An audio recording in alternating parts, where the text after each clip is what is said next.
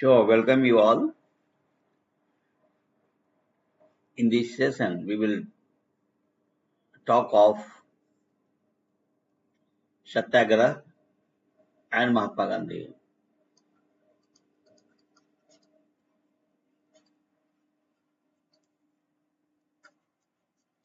And Mahatma Gandhi.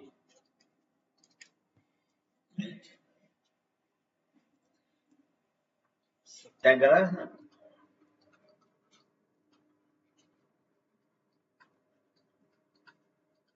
as a means of struggle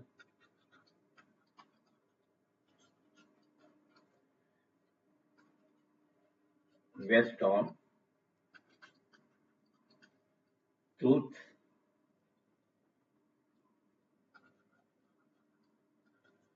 and non-cooperation against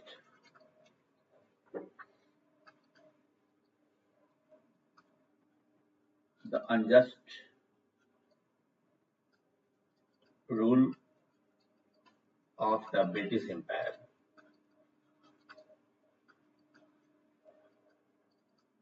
right, तो क्या क्या बातें हो गई जो की वर्ड्स आए इसमें।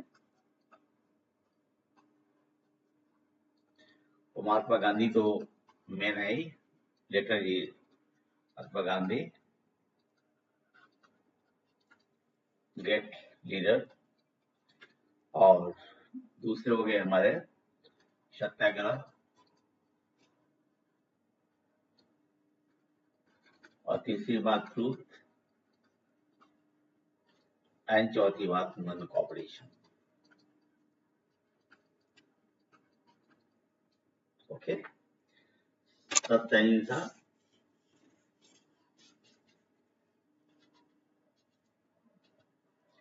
अभी जो महात्मा गांधी के जो सत्याग्रह थे इसके बारे में कुछ और बातें।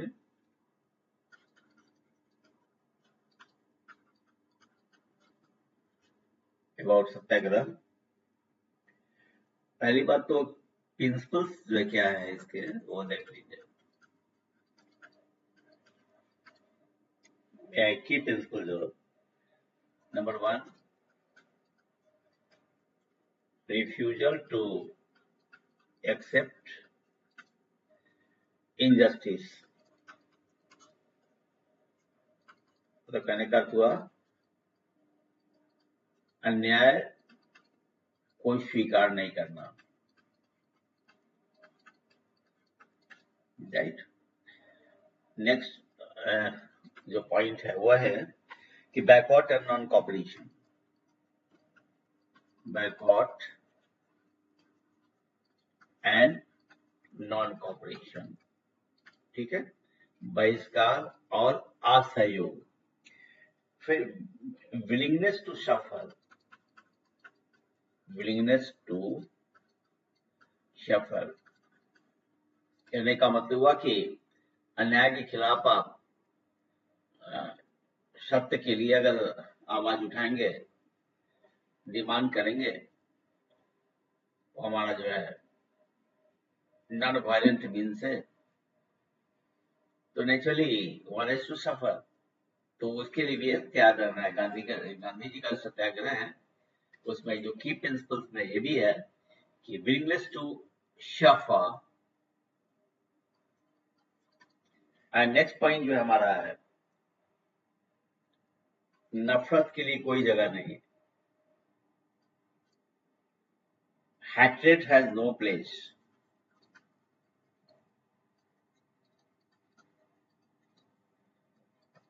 ठीक है, no compromise with evil.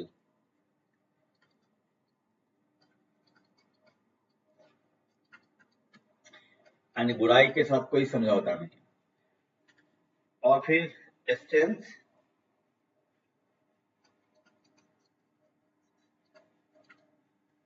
Not कॉर्डिस।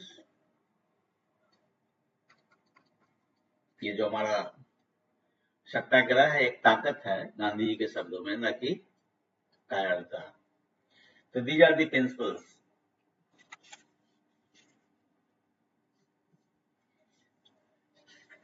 हालांकि गांधी जी भारत आने से पहले साउथ अफ्रीका में भी सत्याग्रह के इंस्ट्रूमेंट को यूज कर चुके थे against the operation of the Indians. अब एक और पॉइंट इसमें दे देता हूं। 7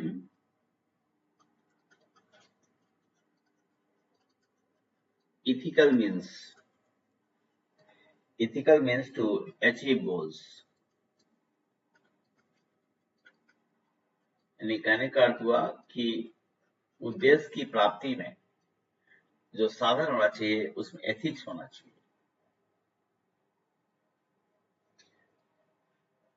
अब जब ये बात आई तो गांधी जी ने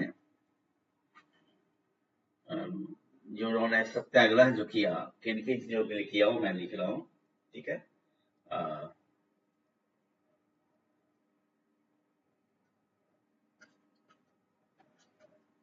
Gandhi ji's first satyagraha movement in India, और ये 1917 से लेकर के ये 1918 के बीच में जो पहला है। इसमें हमारा जो है चंपारण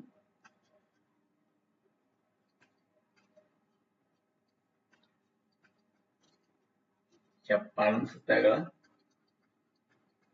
1917 में हुआ। नेक्स्ट हुआ अहमदाबाद मिल स्ट्राइक,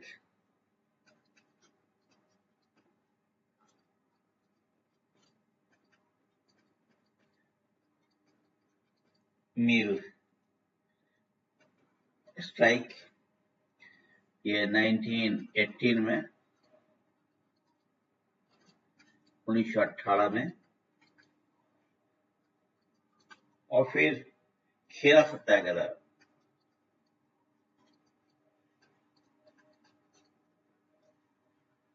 ये भी 1918 में। और एक है कि अगेंस्ट रॉलेट एक्ट,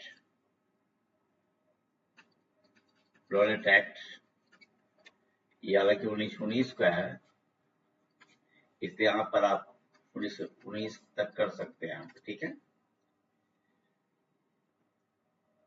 अब एक एक करके देखेंगे इनके बारे में।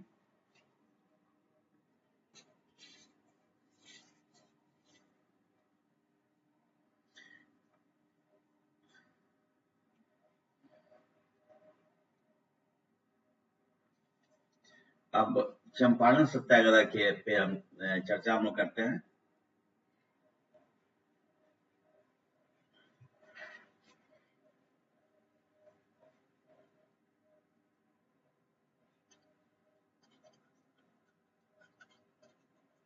चंपारण सत्याग्रह 1917 में हुआ। इनफैक्ट वहां पे नील की खेती करने के लिए किसानों को फोर्स किया जाता था। Peasants, the farmers were forced to cultivate indigo in 3/20 part, that is the 15% of the total land holding. And this system is called Kinkatia system. And it was Rajkumar Shukla who first invited Mahatma Gandhi in Lucknow session. Remember? So, Lucknow session में राजकुमार शुक्ला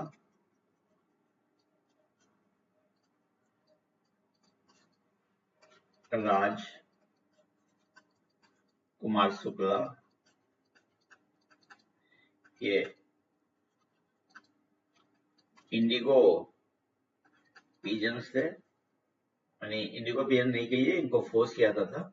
मतलब ये किसान थे, राजकुमार शुक्ला वाले किसान, और Lucknow station में गांधी जी से मुलाकात हुई थी और फिर गांधी जी को राजकुमार शुक्ला ने जो हमारा चंपारण है उसके बारे में बताया और आने के लिए रिक्वेस्ट किया।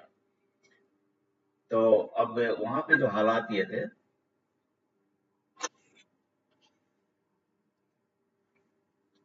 कंडीशंस जो थे वहां पे आपका, तो ये तो हो गया ना कि Rajkumar Shukla invited Mahatma Gandhi to come to Champaran and look into the unjust condition of indigo farmers and to address their cause.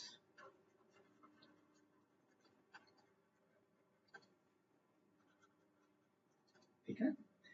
अब वहां पर कंडीशन ये था कि वहां पे चंपारण का कंडीशंस से मैंने बताया कि तीन कठिया सिस्टम था, तीन कठिया सिस्टम, तीन कठिया प्रणाली। मतलब कहने का अर्थ तीन कठिया का मतलब हुआ कि 3/20 जो लैंड था ये लगभग 15% के आसपास होगा ऑफ टोटल फार्मर्स लैंड। इसमें नील की खेती को करने के लिए फोर्स किया जाता था। Planters forced the peasants to cultivate indigo। ठीक है।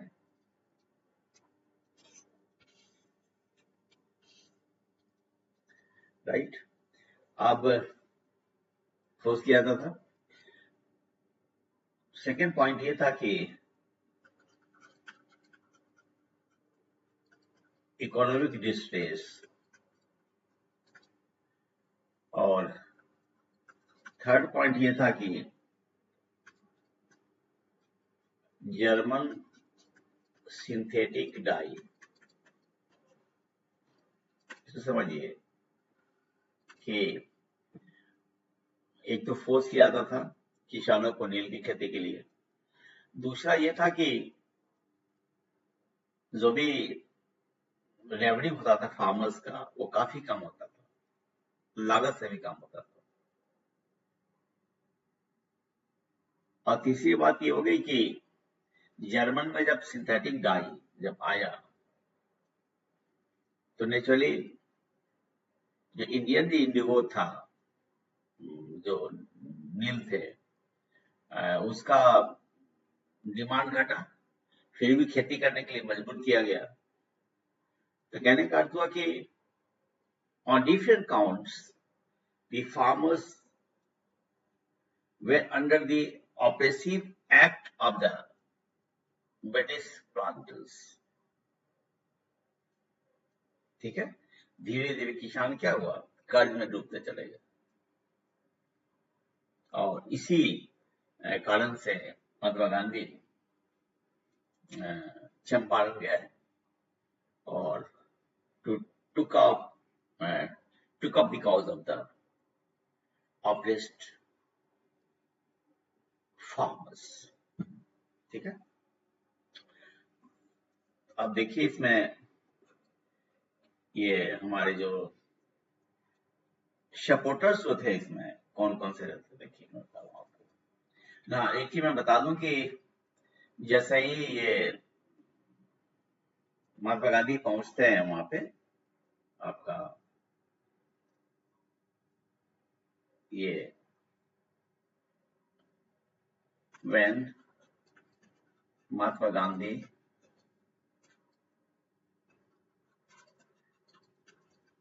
reached Champaran, जैसे ही पहुंचते हैं और महात्मा गांधी अपील 10 ये क्वेश्चन पूछता है 1917 चंपारण जाते हैं तो आप 10 अप्रैल 1917 को जाते हैं।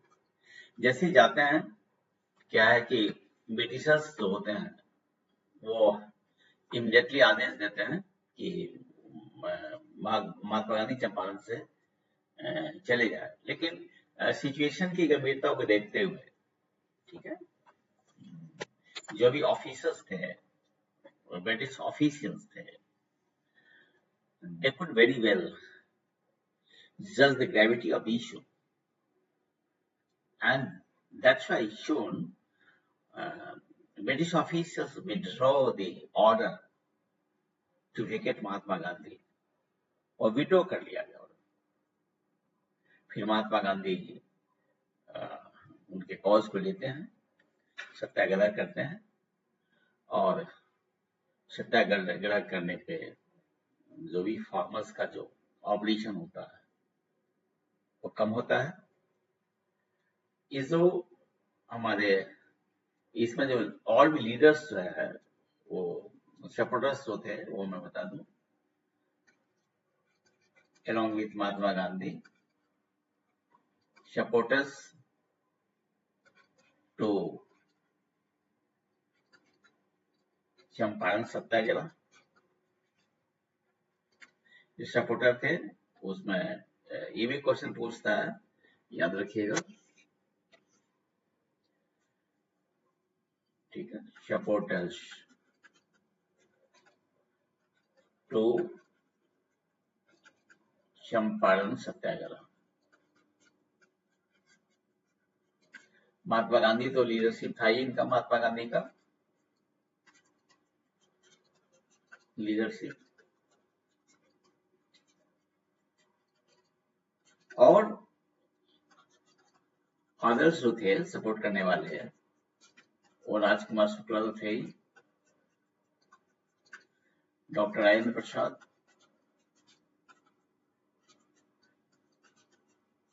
जो बाद में he became the president of the Indian Republic. फिर ब्रज किशोर प्रसाद, ये पूछता है क्योंकि गांधी जी के साथ और कौन थे, ब्रज किशोर प्रसाद, और फिर अनुग्रह नारायण सिंह, अनुग्रह नारायण सिंह, ठीक है, ये हो गए डॉक्टर राजेंद्र प्रसाद, ये हो गया ब्रज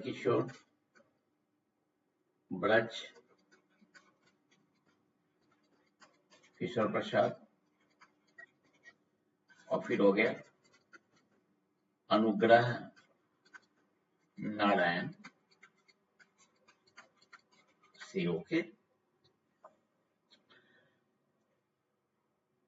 अब आउटकम्स क्या क्या हुआ, इसका जो है इम्पैक्ट क्या क्या हुआ देख लीजिए।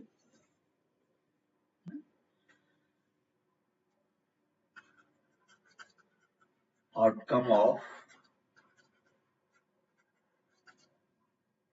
ऑफ चंपारण सत्याग्रह, ठीक है, आउटकम में एक हुआ कि हमारा एवोल्यूशन ऑफ तीन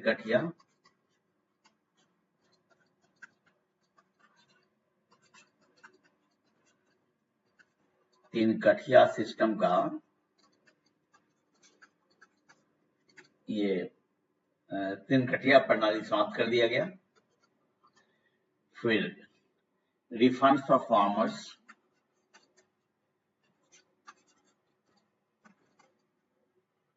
रिफंड फॉर फार्मर्स, और इम्पैक्ट हुआ कि राइज ऑफ महात्मा गांधी।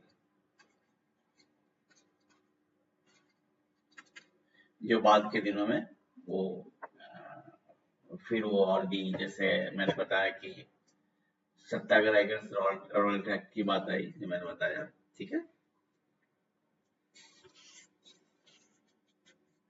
और ये जो हमारे चंपारण सत्याग्रह के साथ साथ क्या है, खेरा सत्याग्रह भी हुआ था जो मैंने अभी बताया। तो पहला तो बस Champaran satyagraha, next to this Ahmedabad mill strike भी है।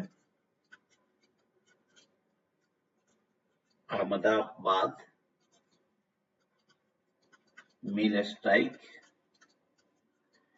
यह 1918 में है ये, और ये Mahatma Gandhi supported mill workers to increase their wages, मजदूरी बढ़ाने के लिए, मजदूरी बढ़ाने के लिए, ठीक है। फिर उसके बाद में जो है हमारा खेरा सत्याग्रह,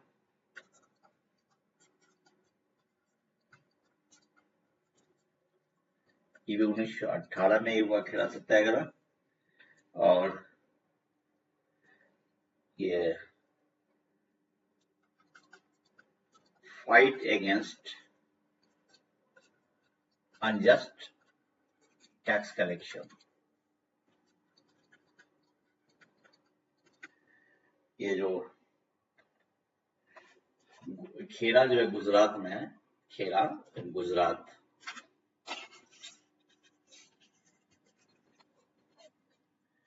खेरा इन Gujarat,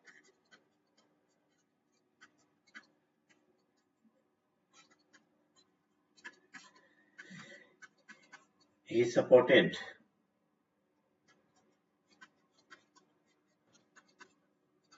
the cause of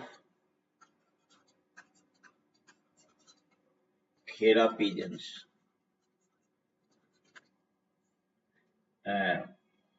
and fought against illegal and exorbitant tax collection by the British officers, ठीक है। और मैंने जैसा कि मैंने बताया कि बाद के दिनों में महात्मा गांधी ने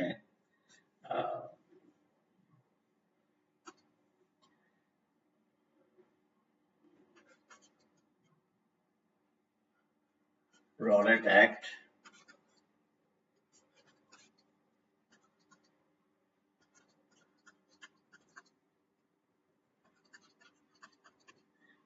जो 1919 में हुआ था, महात्मा गांधी ने Rowlatt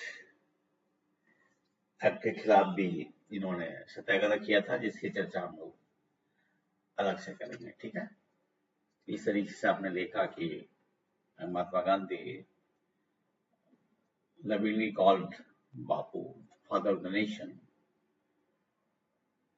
first of all fought for the cause of the Indians in South Africa, and then also he used the satyagraha and took many lessons. When he came to India, then he also experimented satyagraha on the Indian soil to address the difficulties, problems, hardship of the day, either the mill workers or the farmers. And he succeeded in many ways. And that later resulted in the form of making India free by the Britishers. That's all for this talk. Thank you.